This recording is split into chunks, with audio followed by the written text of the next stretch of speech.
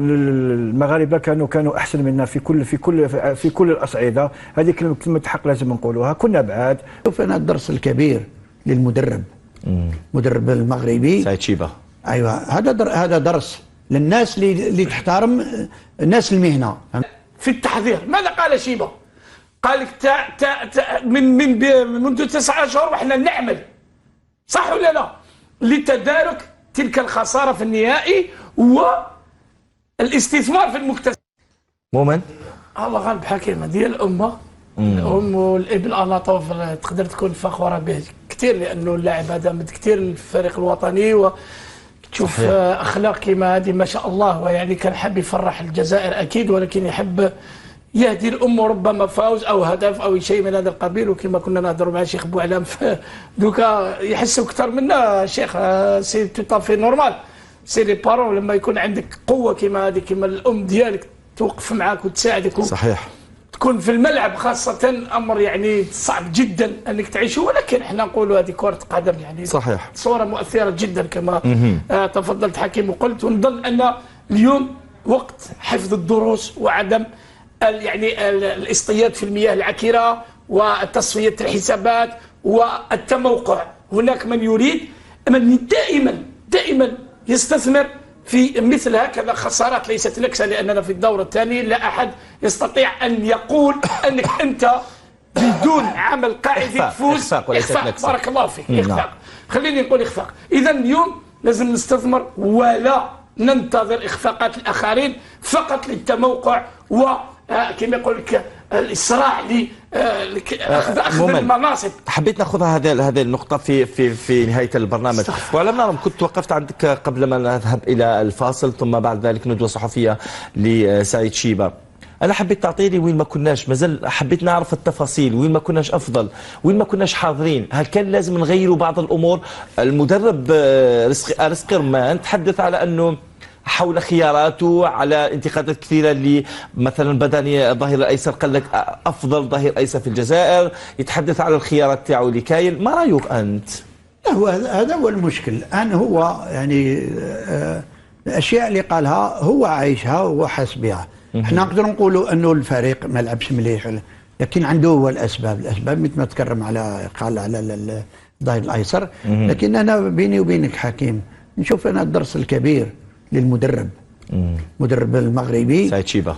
ايوه، هذا درس للناس اللي تحترم الناس المهنه. فهمت؟ هذا يعني كل ما تكلموا على الشيء اللي يعني الفريق الجزائري والاشياء قال لهم يعني هو انا نفس الشيء. كل الاشياء اذا تكلمنا عن المباراه ما كناش موجودين، نقص التركيز، نقص هذه الاشياء. لكن الاشياء والاسباب الحقيقيه وكما قلت اختيارات تاع رزقي رمان، اذا كان هذاك واش عنده هذا هو السبب. لا، انا اتفق معك على ان المدرب المغربي يرفض ان يدخل في ربما عمل المدرب الجزائري، ولكن انت كتقني وين شفت ان المباراه ما مشاتش مليح؟ بعيدا عن الخيارات الافضل او ليست افضل، وين لم نكن جيدين؟ هل كنا ارتكبنا اخطاء على الظهير الايسر؟ هل لم ندعم الهجوم بشكل اكبر؟ هل لعبنا بطريقه ربما لم تكن جيده لذلك وصلنا؟ ام انه هذا هو مستوانا الحقيقي؟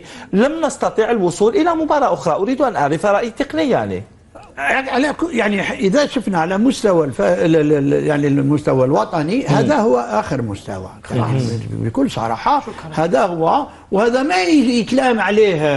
هذا هو حقيقي. احنا نرجع الان، لان اذا حبينا نرجع حقيقه، حبينا نرجع لرفع كره القدم. بيني وبينك لازم نرجع للتربيه البدنيه في المدارس الابتدائيه، لانه ما نقدر نكون عندنا لعبات يعني توت لي ديسيبلين بدون تربيه بدنيه. الان احنا كل الناس راهي تبكي على التربيه، لكن هذا هو الاصل. لانه كره القدم ما نقدر نبدا الا 9 و10 سنين.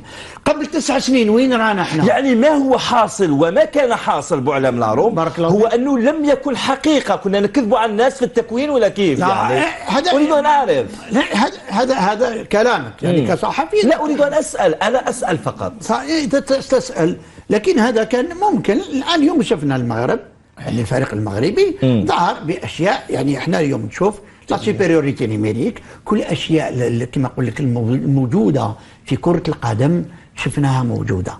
الآن الفريق يعني الأصل تنافسي ما كانش عندنا بطريقة منظمة. الآن رزقي لا يلام، الموجودين اللي ملتم بكل صراحة هذاك هو الحقيقة. طيب أنا أتي إلى هذه النقطة بعد قليل، لأنه قبل فترة كان واحد المسؤولين يقولون على أنه منسق بين الوزارة والاتحاديات والفاف والرابطة، ثم يجيبون الرياضة المدرسية على أنه خلاص راهي مميزة ثم مرسوم وانتهى، ولا شيء من ذاك القبيل، كان كذب في كذب. أنا حبيت نعرف قياسا بالمباراة، ثم حبيت ندخل إلى أمور أخرى بالنسبة للتكوين. المباراة ما كناش حاضرين بشكل قوي، كان عندنا ضغط، لم نكن نسير بالمباراة بشكل أفضل، ودخلنا بشكل سيء، لأنه بعيدا عن ركلة الجزاء اللي ربما لم تحتسب لنا، وأيضا خطأ واضح في الهدف الثاني. بعيدا عن ذلك، بعيدا عن كل هذه الأمور حكيم، اليوم نقدر نقولوا باللي الضغط كان كبير على اللاعبين، ما تحملوش هذا الضغط، والنتيجة كانوا بعد كل البعد خلال هذا اللقاء هذا. شفنا دفاع مهلهل، شفنا وسط ميدان غائب، شفنا مهاجم واحد في الهجوم أناطوف ما قدر يدير حتى حاجة، ماهوش سوبرمان باش هو اللي ينقذ المنتخب في كل مرة. فريق كان بعيد، اللاعبين كان اللقاء كان كبير عليهم بزاف حكيم، والضغط كان شفنا في وجوه اللاعبين هذا. ما كان حتى لاعب كانت عنده ثقة بالنفس وكان يقدر يقود صحابه بما فيهم مسلم أناطوف. دوك لازم نكونوا كما قال سعيد شيبة، قال كلمة مليحة، قال كلمة في المستوى، قال لازم نكونوا رحماء مع هاد الدراري هذوما، لازم نكونوا ماشي دوك نذبحوهم هما. حنا لا باش نذبحوا اليوم الناس، نذبحوا مسؤولين تاع كرة القدم الجزائرية خلال 40 ولا 25 سنة اللور، لازم نذبحوا هاد الناس هذوما اللي ما خدموش. نتكلم تاع التكوين الحقيقي والقاعدي بأتم معنى الكلمة ماهوش موجود في الجزائر. كاين ناس تحب تخدم، كاين كفاءات يحبوا يخدموا، لكن في كل مرة الكلمة الأخيرة تولي للمسؤولين، والمسؤولين ما خدموش. نحن نحوسوا غير على المنتخب الأول، نحوسوا غير على المونديال والكان. الدراري اون نيجليجي لي جون هذوما، ماشي اليوم كيخسروا هاد الشبان نقولوا هذه حقيقة مرة. المسؤولين ما كان حتى رئيس فيدرالية أعطى الأولوية للشبان. كل يوم المنتخب الأول هو همه الوحيد، والشبان هادو يربحوا ما يربحوش. ولو عندنا منتخبات تاع مناسبات U19 كأس العرب مونديال، منتخبات تاع مناسبات، ماناش نخدموا احنا، ما عندناش تكوين، وبركه وما تكذبوا على الناس، ما كان حتى تكوين. كاين كفاءات، كاين ناس عندهم نيه صافيه، من بينهم الشيخ بوعلام لاروم كما قلت زعيم المكونين بأتم معنى الكلمه، لكن الناس اللي تسير والناس اللي تاخذ القرار ما يحبوش الفئات الشبانيه وما يحبوش التكوين الحقيقي. نعم. وانا مسؤول عنها واش نعم. مومن كنت جاي ليك. نعم. لم نقدم مستوى جيد طيلة الشوطين. صحيح. أناطوف ولا الكثير من المختصين يقول لك تركيز. من يضع هذا التركيز؟ هل المدرب هو اللي يخلي اللاعبين مركزين جيدا، أم أن اللاعبين تفاجئوا بهذا الضغط، أم ماذا في رأيك؟ شوف حكيم، أول شيء الجمهور غفير وغفير جدا، يستحق العلامة الكاملة. طبعا صحيح، ولكن شباننا موالفين يلعبوا على 8 تاع الصباح مساكن، سيرتو لي إديسات هما اللي دائما يضحيوا بهم، سواء في وقت الجمعة يلعبوا ساعات، يلعبوا على 12 ساعة، تما الناس هذاك هو وقتهم يلعبوا يا ربي، ولا اللي يجوا تاع السيرفيس دورد زوج من واحد لونديزونترينور يلعبوا، بعد يلقى جمهور كبير كيما هذا، ربما دخلوا بنوع الارتباك. ولكن انت لما تقول لي وين ما كناش، وين كنا حكيم، ما كناش في عدة امور. تكلم الشيخ بوعلام، ولا كما يقول لك لما يحضر الماء يغيب تيمم، ولكن اريد فقط ان اعطي رايي فقط. الشيخ ربما الثقة تحدث عليها ممتاز، تقنيا لم نكن، ما راناش بعد بزاف على المنتخب المغربي تقنيا. عن طريق ساك لاعبين تاعنا لا باس بهم. التركيز والثقه بالنفس، وكذلك العمل في التحضير. ماذا قال شيبه؟ قال لك منذ 9 أشهر وحنا نعمل، صح ولا لا، لتدارك تلك الخساره في النهائي والاستثمار في المكتسبات. نحن في ال9 شهور هذوك لو تشوف عدد المباريات اللي لعبها المنتخب الجزائري، بما فيهم مباريات امام اتحاد العاصمه، امام مولوديه الجزائر، امام اكابر بوفاريك، لا اعلم ماذا. هل هذا يعوض يا شيخ بوعلام منافسه قويه امام السنغال والمغرب لا، هذه حقيقه، وكنت تكلمت عليها حكيم. لو ترجع هنا في الاخر تكلمنا عليها، قلت رزقي رمان طلب 15 مباراه وديه، تحصل على كم؟ 6. نقولوا ما نحسبوش هذوك مولوديه ولياسما، ما نقدروش نحسبوهم هذوك الشيخ. بور موا سي دي ماتش دابليكاسيون. بور لوي بالك صغير ما كان عليه ان يستبق الامور ويتحدث، ولكن ربما حافظ على مجموعته وعلى حظوظه. سي اوسي بيرمي بور ان اونترينور، ما نقدرش نلومه كذلك. ولكن حكيم فيه بعض الابجديات في كره القدم، الصراعات. حنا كنا نلعبوا صغار في البيان يقول لك كي تحصل عندك لاتوش عندك الكارديا ولا خرجها كورنر ماشي عيب، صح ولا لا شيخ؟ ولو انه اليوم تبدلت كره القدم، تبدلت، نحاول نلعب بصح كي نحصل. نعطيك واحد اللقطه تاع المنتخب المغربي رقم 5 لما راح له اناطوف دا الكره لحق بها اناطوف خرجها لتماس، شفتها يا مان؟ عادي جدا. حنا اونجان يعلمونا هكا علاه تغلط اون دونك ديرني رومبار، لاعب الاخير في وسط الدفاع تغلط هدف، حنا نسموه هدف. حتى لما يضيع يجيك شيخ بوعلم يقول لك هذاك البيت ماركه الاخر اللي معوج ما قدرش يسجلها، صح ولا لا؟ حنا ربما هذا الكلام ما كانش لا ادريه. نتحدثوا على وسط الميدان، هما كيما قال لك كيضغطوا علينا حكيم، كيضغطوا علينا 70 حتى ما نبالغش 70 ولا 80% يجيبوا الكره. ونو با اكزاجيري جو با ايت سور، بصح هما حنا كيضغطوا عليهم. شحال مره جبنا الكره عندهم؟ قليل جدا. هاي ملي كاين ديفيرونس وراهم. علاش؟ هما يخدموا لو طرافاي اون كونتينيتي، حنا نخدموا لو طرافاي مجزأ لما تحدثني شوف راي بوعلم لاروم، هل يتفق معك في هذه النقطة؟ اتفق معه فيما قاله؟ في بعض الأحيان يعني هو حاول يقارن. صحيح، يعني من ناحية إذا نشوف من الناحية الفنية تواجدهم مثل في يوم تكون الكرة، لأنه هذه الكرة الحديثة يعني مبنية على أشياء أصول، أنه لازم تكون في لا سوبيريوريتي نيميريك كما يقولوا التفوق العددي. نعم. إذا هما 3 لازم انت تكون 5 على الاقل. اذا هما عندهم الكره لازم تحاول تكون، اذا انت عندك الكره تحاول تمدها وين تقدر تكون انت التفوق العددي. هذه لا سوبيريوريتي نيميريك راهي قاعده، سي ان كونسيبت. شوف حتى الان فيه بعض الاشياء، حتى بعض المصطلحات الان تعمل يعني موجوده عالميا، وحنا في الجزائر لسنا مازال ما نعرفوهاش، ما لحقتناش. لا مازال كاين لو كونسيبت دي تروازيام اوم، هذايا كثير من الناس ما تعرفش انه موجود. هذا الرجل الثالث هو اللي تبني عليه الكرة، تبنى عليه الكرة، هو موجود حر، لكن ما نعطيه الكرة في الأولى، نعطوها له في الثالثة. هذا الأشياء اللي هي مبنية. احنا نشوف بعض الأحيان المغاربة ما يجي رايح يمين وفيه فرصة يرجع راس يسار، ما يرجعش يسار لأنه راح يصير في عدم تفوق العددي، يقعد فين هم موجودين.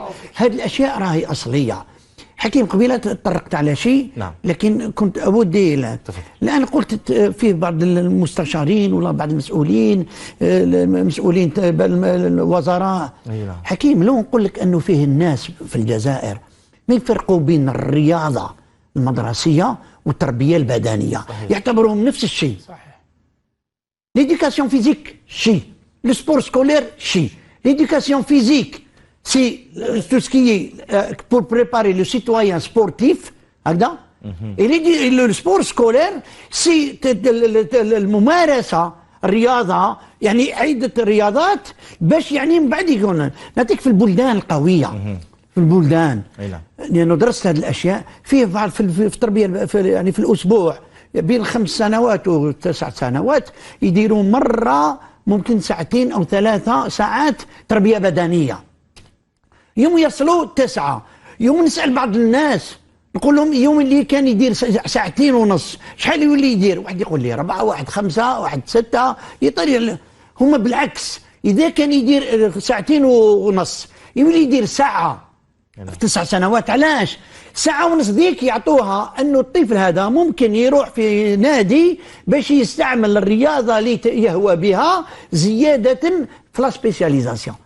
فهمت؟ يعني كل الناس تفكر انه 2 ساعة ومن بعد نولوا 2.5 ساعة، لا 5 ساعات، لا هما بالعكس ينقصوا التربية البدنية ويزيدوها. واش حب يقول؟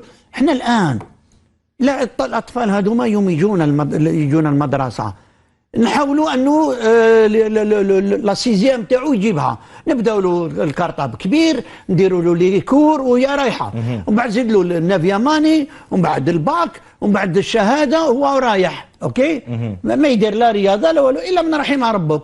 يوم يصل 60 سنه يقولوا له لازم تدير الرياضه، يا اخي من 5 سنين هو مسكين مضغوط عليه ما يديرش الرياضه. يوم يصل 60 سنه يقولوا له يروح عند الطبيب يقول له يا اخي لازم تدير الرياضه. علاش الان حنايا الان باش تشوف يعني الناس اللي كانت تبكي باش دير تربيه، باش تخدم في التربيه البدنيه يعني في المدرسه، هذوك كما احنا كنا نمشوا معاهم، لانه اصلا احنا كره القدم نحتاج للتربيه البدنيه كقاعده. من بعد يوم يجيني على 9 سنين 10 سنوات هذيك لا كورديناسيون اللي ندعم بها واش داروا هو في التربيه البدنيه. لكن احنا ويجينا واحد يعني من البدايه هو 5 سنين راهو غير كره القدم. العلماء الان العلماء سكون ابل كيما نقول لك لا ديتيكسيون بريكوس، يعني 6 سنوات راح تشوف انه فيه لاعب قال كره قدم. اوكي، يبدا 9 سنوات راهو في التكوين. الان لي شيرشور لي سيونتيفيك يقول لك هذا خطا، لانه من قال لك انه هذا الطفل راح يكون لاعب كرة القدم، لكن انت تكوينه 100% كرة القدم ترجع كرة القدم. ممكن هذا كان كرة اليد، ممكن طائرة. هذو العلماء يقدرش يقول لك سا ديتيكسيون بريكوس اي لا سبيسياليزاسيون دو سي زونفون انت اللي دفعته لكرة القدم، ماشي هويه تاعو. ممكن كان يكون في لعبه اخرى هذا هو اللي حاصل يكون احسن. هذا العلماء هم اللي راهم كما نقول لك ضاغطين علينا. والان الحمد لله التربيه البدنيه لو الناس تكمل مع التكوين، ما هوش التكوين قبل التكوين، لازم التربيه البدنيه هي طيب اصل التكوين. انا جاي لي التكوين وما بعد هذا الاخفاق ربما في التاهل الى المونديال. المباراه في حد ذاتها سكيرمان يقول لك فيها اخطاء فرديه ويقول لك اتحمل مسؤوليه. اريد ان اعرف هذا الشيء يعني. هذا بصريح باين حكيم، هذا مدرب حب يحمي لاعبيه، حب يتحمل مسؤوليه الخساره هو لوحده. شاف دوك طفل في عمره 16 ولا 15 سنه تحملوا انت مسؤوليه الخساره ويقول لك لو تورنو الخطا تاع بداني والخطا تاع فلاني لا بطبيعه الحال المدرب هو يحمي اللاعبين تاعو حكيم. على كل نحيوه على اللي يتحمل مسؤوليه الخساره هو، لان نحبوا ولا نكرهوا لو شيما تكتيك اللي داروا سكيرمان اليوم شفناه على ارضيه الميدان. المغاربه كانوا احسن منا في كل الاصعده. هذه كلمه حق لازم نقولوها. كنا بعد كل البعد، وزادوا كملوا لنا الاخطاء اللي اعتبرهم هدايا ماهمش اخطاء اللي كلفونا 3 أهداف. نظن كان البروبليم كان كبير اليوم، اكبر من مجرد اقصاء ومجرد اخفاق ومجرد 3-0 امام المغرب. لو تاهلنا اليوم كان حنقول كل توفا بيان، لاعبين كانوا هايلين، المدرب رايح، هذا هو المدرب اللي لازم سنطرح عليكم هذا السؤال. يعني لو تاهلنا الى المونديال، لو كنت انا قلت لك دوك اليوم رمان يقول لك هذا وحتى الناس كلهم صحيح اليوم يبدا يقول لك خليفه بالماضي وهذا واناطوف نحي بونجاح، لازم اناطوف خير من بونجاح، نولوا نهضروا هضرات عندنا تسرع. لكن كي خسرنا دوك هذا ماهوش مدرب. انا نشوفه في نسبه التنمر لحقت 200% على المدرب هذا والطاقم تاعو واللاعبين. لا ما لازمش نذبحوا كاع الناس.